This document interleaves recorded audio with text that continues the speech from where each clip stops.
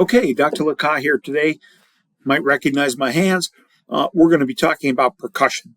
Percussion is an incredible skill for diagnosis in patients.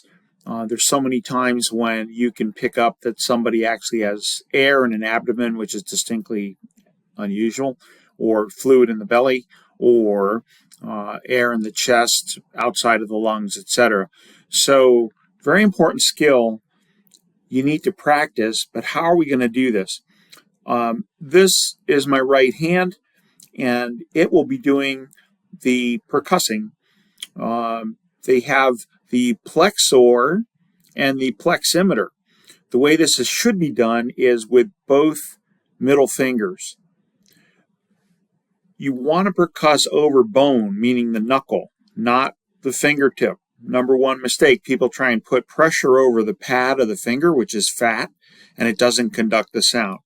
Need to have good pressure, about 5 to 10 pounds of pressure on this knuckle, and actually lift the tip of the finger up off the table and no other fingers touching the table so it doesn't dampen the sound of the surface and what's below it.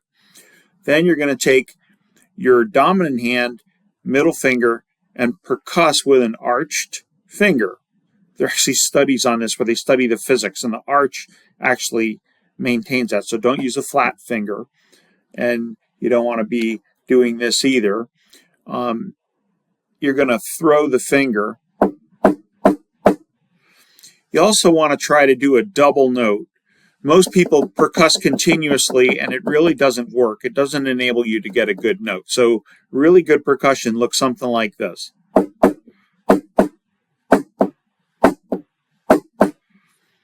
There is another percussion technique which was recently validated in the literature, using the thumb to percuss the finger. I was working with a pharmacy student about 10 years ago, and he said, I can't do this middle finger percussion thing. And I said, well, what do you suggest? He said, well, I'm a conga drummer. Can I use my thumb? And I said, well, let's see what you got. The main goal is to get a note that actually works. And I've seen very petite people with very small hands get great percussion notes, and it's usually due to the pressure applied to the down finger and good technique with the dominant hand. Anyway, the thumb percussion relies on pronation of the thumb, and the thumb then strikes the same spot on the middle finger. This method is more accurate in terms of hitting the surface and not missing off to one side or another, and it actually provides about 50% more strength and therefore loudness to the note, and that would look something like this.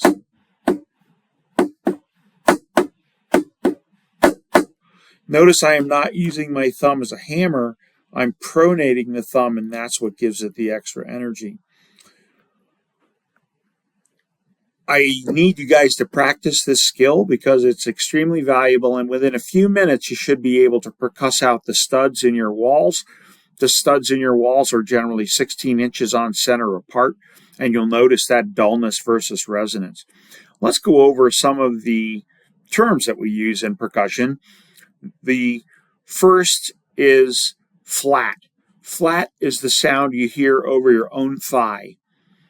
Then there's a dull, which is what you hear over your own heart. Then there's resonance, which you hear over your lung. And finally, tympany occurs over your gastric bubble when you're lying down. You can practice those sounds on yourself. Also realize that percussion notes vary from person to person. If you have someone with very little muscle mass, they will sound more hollow than somebody who has more muscle or fat over the same area. So it's always a comparison using the same person. And when percussing the back, it's important that you go exactly in the same spot on one side to the other. Well, there's enough to get you started. Good luck and get practicing. Thanks again.